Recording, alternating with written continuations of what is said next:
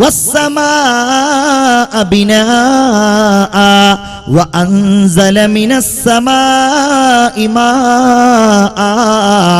ആകാശത്തെ നിങ്ങൾക്കുള്ള ഒരു മേൽക്കൂരയാക്കിയ അവൻ നിങ്ങൾക്കാവശ്യമായ വെള്ളം മുഴുവൻ വാനലോകത്ത് നിന്ന് ഇറക്കി തന്നവനാണ്, വർഷിപ്പിച്ചു തന്നവനാണ്. അല്ലേ? ആ സൂറത്തിന്റെ തുടക്കത്തിൽ പറയുന്ന അർ-റഹ്മാൻ എന്ന വാക്കിന്റെ അർത്ഥം നമ്മൾ പറഞ്ഞാ തീരോ പ്രിയപ്പെട്ടവരെ? അല്ലേ? വജഅൽനൽ ലൈല ലിബാസ. എന്തൊക്കെ സംവിധാനങ്ങൾ! നമ്മൾ ഈമാനുള്ളവർ ആലോചിക്കേണ്ടത്, അല്ലാഹ് പറയുന്നത് ഇത് മനുഷ്യരുടെ കഴിവല്ല, ഇത് പ്രകൃതിയുടെ കഴിവല്ല. വജഅൽന, നമ്മൾ ആക്കിയിരിക്കുന്നു, അല്ലൈൽ, രാത്രിയെ, ലിബാസ, വസ്ത്രമാക്കിയിരിക്കുന്നു. നിങ്ങൾക്ക് വിശ്രമിക്കണമല്ലോ, നിങ്ങൾക്ക് ഉറങ്ങണമല്ലോ. പൊതുസമൂഹത്തിൽ നിന്നും പല കാര്യങ്ങളും നിങ്ങൾ മറച്ചു പിടിക്കാൻ മോഹിക്കുന്നുണ്ടല്ലോ. ആ കാര്യങ്ങൾ നിങ്ങൾക്ക് ചെയ്യാൻ നിങ്ങൾക്കിതാരാവ്. വല്ലൈലി ഇദാ അസ്അസ്. ഖുർആനിന്റെ വാക്യങ്ങൾ എത്ര മനോഹരമാണ്! രാത്രി ഇങ്ങനെ പതുക്കെ പതുക്കെ പിൻവാങ്ങുന്നു. വസ്സുബ്ഹി ഇദാ തനഫസ്. പകലിതാ പതുക്കെ പതുക്കെ ശ്വാസം വിട്ട് ഇങ്ങനെ വരുന്നു. വജഅൽനൻ നഹാറ മആശാ. ഞാൻ അർത്ഥം മാത്രം പറയുന്നു, ഒരുപാട് കാര്യങ്ങൾ പറയാനുണ്ട്. ഇത് പറഞ്ഞില്ലെങ്കിൽ റബ്ബിനെ കുറിച്ച് ചിന്തിക്കുന്ന വചനങ്ങളും ആയത്തുകളും ഇപ്പോഴെങ്കിലും നമ്മൾ ഓർത്തില്ലെങ്കിൽ ഇതൊന്നും ഓർക്കാനും പറയാനും നമുക്ക് അവസരം കിട്ടുമോ എന്ന് തോന്നുന്നത് കൊണ്ടാണ് ഞാൻ ഈ സംസാരത്തിൽ ഈ വാക്യങ്ങൾ ഉൾപ്പെടുത്തുന്നത്. വജഅൽനൽ നഹാറ മആശാ. നിങ്ങൾക്ക് പകൽ ജീവിതോപാധിയായി നാം സംവിധാനിച്ചിരിക്കുന്നു. നിങ്ങൾക്ക് കിളക്കാം, നിങ്ങൾക്ക് തെങ്ങിൽ കയറാം, നിങ്ങൾക്ക് വാഹനങ്ങൾ ഓടിക്കാം, നിങ്ങൾക്ക് പണിയെടുക്കാം, നിങ്ങൾക്ക് ജീവിക്കുവാനുള്ള മാർഗം കണ്ടെത്തേണ്ട സമയമാക്കി പകലിനെ നമ്മൾ സംവിധാനിച്ചിരിക്കുകയാണ്. വബനൈനാ ഫൗഖകും സബ്അൻ ശിദാദാ. ഈമാനോടുകൂടെ നിങ്ങൾ കേൾക്കണം, ഇതിന് മുകളിൽ 7 ആകാശങ്ങൾ ശക്തമായി നമ്മൾ നൽകിയിരിക്കുകയാണ്. എന്താ ആകാശത്തിന്റെ പ്രത്യേകത?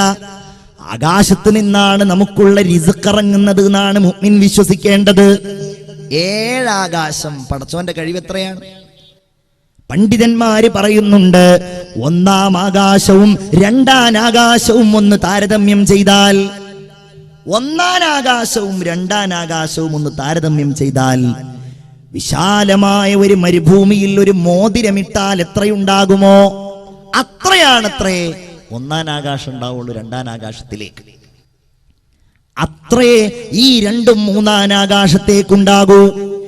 6 ആകാശങ്ങളും ചുരുട്ടിക്കൂട്ടി 7-ാം ആകാശത്തേക്ക് നോക്കിയാലോ അതും വലിയ ഒരു മരുഭൂമിയിൽ ഒരു ചെറിയ മോതിരത്തിന് സമാനമേ ഉണ്ടാകൂ.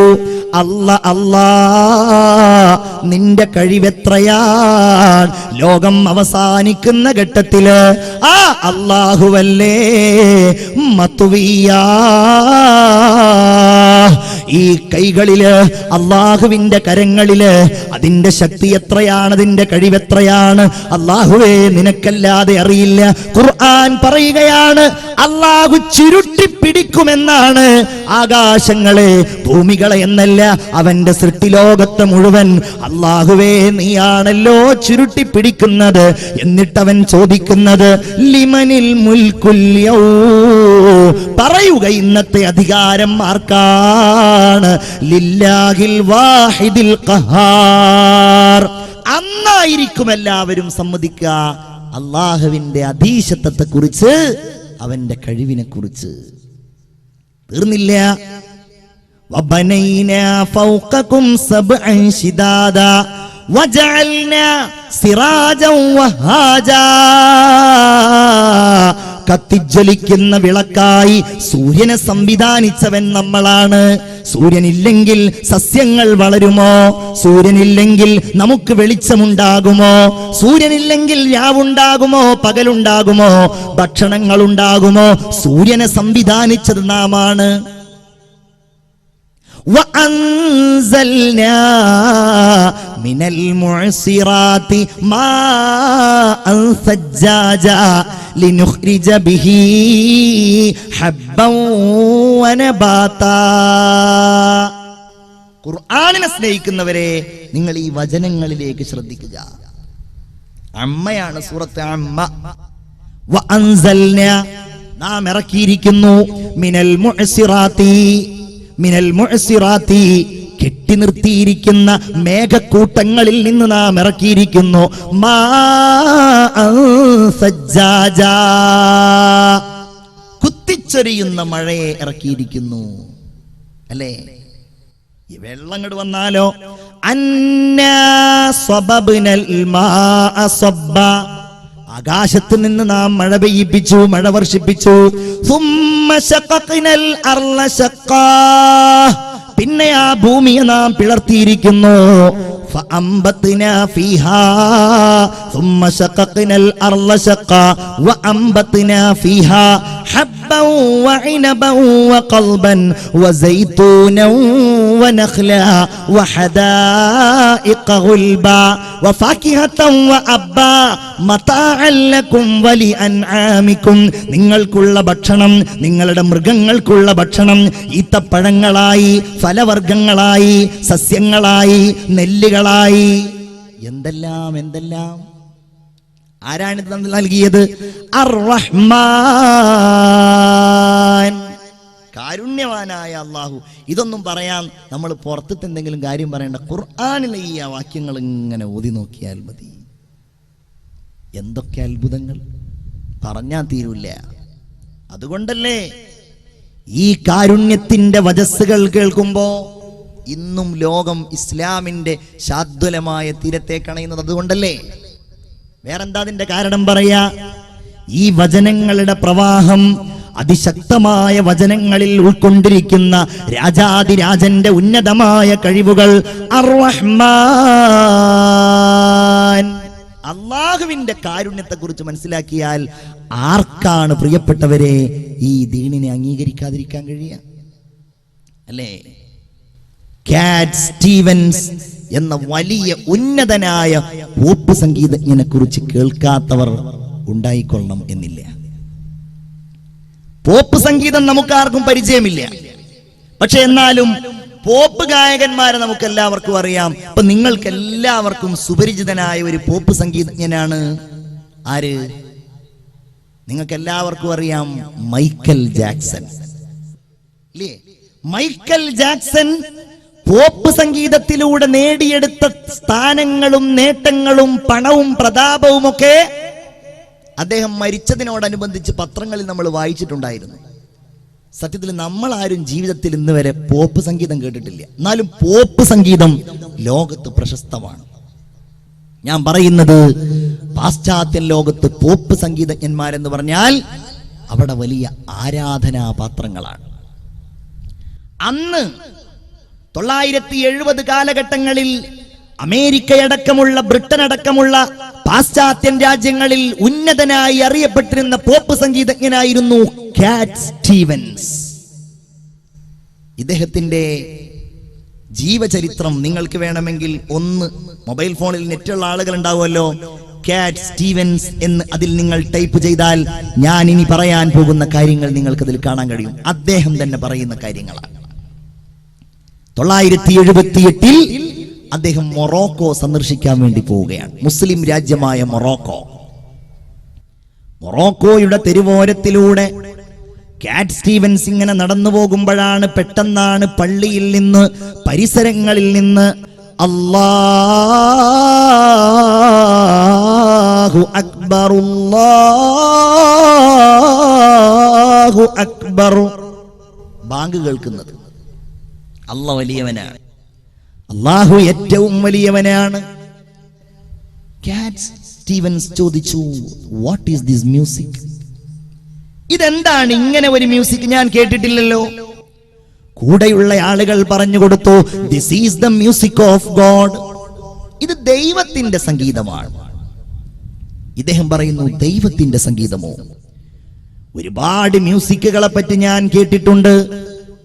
I have heard about many musics. ഒരുപാട് മ്യൂസിക്കുകളെ കുറിച്ച് ഞാൻ കേട്ടിട്ടുണ്ട്. പക്ഷെ ആദ്യമായിട്ടാണ് മ്യൂസിക് ഓഫ് ഗോഡിനെ കുറിച്ച് ഞാൻ കേൾക്കുന്നത്. അദ്ദേഹം പറയുന്നുണ്ട് മ്യൂസിക് ഫോർ ഫെയിം, പ്രശസ്തിക്ക് വേണ്ടിയുള്ള സംഗീതം. മ്യൂസിക് ഫോർ മണി, പണത്തിന് വേണ്ടിയുള്ള സംഗീതം. മ്യൂസിക് ഫോർ പവർ, ഇതൊക്കെ കേട്ടിട്ടുണ്ട്. അധികാരത്തിന് വേണ്ടിയുള്ള സംഗീതം. സംഗീതത്തിന്റെ പല വഴികളും എനിക്കറിയാം. ദൈവത്തിനുമുണ്ടോ ഒരു സംഗീതം? അത് മനസ്സിൽ കുറിച്ചിട്ടു ഇദ്ദേഹം. പിന്നീട് ഇദ്ദേഹം നാട്ടിലേക്ക് വരികയാണ്. അദ്ദേഹം പറയുന്നു, ഒരിക്കൽ ഞാനിങ്ങനെ എന്റെ ഹോളി ആഘോഷിക്കുന്നതിനിടയിൽ ഞാനിങ്ങനെ കടൽ തീരത്ത് കുളിച്ചുകൊണ്ടിരിക്കുകയാണ്.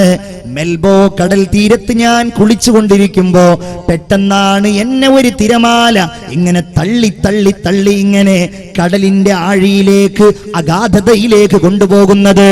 ഞാൻ മരണത്തെ മുന്നിൽ കണ്ടു. മുന്നിൽ കണ്ടപ്പോ ഞാൻ വിളിച്ചു, ഓ മൈ ഗോഡ്, എന്റെ ദൈവമേ, ഇഫ് യു സേവ് മീ, എന്നെ നീ രക്ഷപ്പെടുത്തുകയാണെങ്കിൽ I will live for you, I will work for U.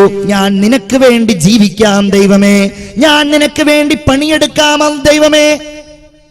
അദ്ദേഹം പറയുന്നു, ഞാൻ അറിയാത്ത ഏതോ ഒരു തിരമാല എന്നെ ഇങ്ങനെ തള്ളി തള്ളി തള്ളി കരയിലേക്ക് കൊണ്ടു. ഞാൻ അത്ഭുതപ്പെട്ടു. പിന്നെ എന്റെ അന്വേഷണം ദൈവത്തെയായിരുന്നു. എവിടെയാണ് ഞാൻ അന്വേഷിക്കേണ്ടത്? പലയിടങ്ങളിലും ഞാൻ പോയി. ഇത് സത്യസന്ധമായി അദ്ദേഹം രേഖപ്പെടുത്തിയ കാര്യമാണ്. അദ്ദേഹം പറയുന്നു, ഞാൻ ക്രൈസ്തവ മതത്തെക്കുറിച്ച് പഠിച്ചു, ഞാൻ ജൂത മതത്തെക്കുറിച്ച് പഠിച്ചു, ഞാൻ ബുദ്ധിസത്തെക്കുറിച്ച് പഠിച്ചു. അങ്ങനെ ഇരിക്കുമ്പോഴാണ് ഇസ്രായേൽ കടൽ സന്ദർശനം കഴിഞ്ഞ് എന്റെ ഒരു സഹോദരൻ തിരിച്ചു വരുന്നത്. അവൻ എനിക്ക് വിശുദ്ധ ഖുർആനിന്റെ ഒരു കോപ്പി കൊണ്ടു തന്നു. ഞാനത് വായിച്ചു. ഞാനത് എന്റെ ഒരു മുസ്ലിം സുഹൃത്തിനെ ഉപയോഗിച്ച് പഠിച്ചു. അലിഫ് ലാം റാ തിൽക ആയാതുൽ കിതാബിൽ മുബീൻ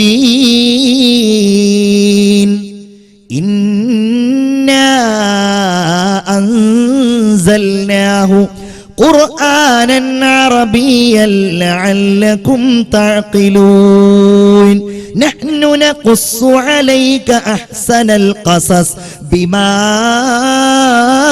ഔഹൈനാ ഇലൈക ഹാദൽ ഖുർആൻ വഇൻ കുൻത മിൻ ഖബ്ലിഹി ലമിനൽ ഗാഫിലീൻ. സൂറത്ത് യൂസുഫ്. وإذ قال يوسف لأبي يا أبتي إني رأيت 11 كوكبا والشمس والقمر رأيتهم لي ساجدين. ഞാൻ പഠിച്ചു, ഞാൻ അറിഞ്ഞു, ഞാൻ മനസ്സിലാക്കി. ലാ ഇലാഹ ഇല്ലല്ലാഹ്.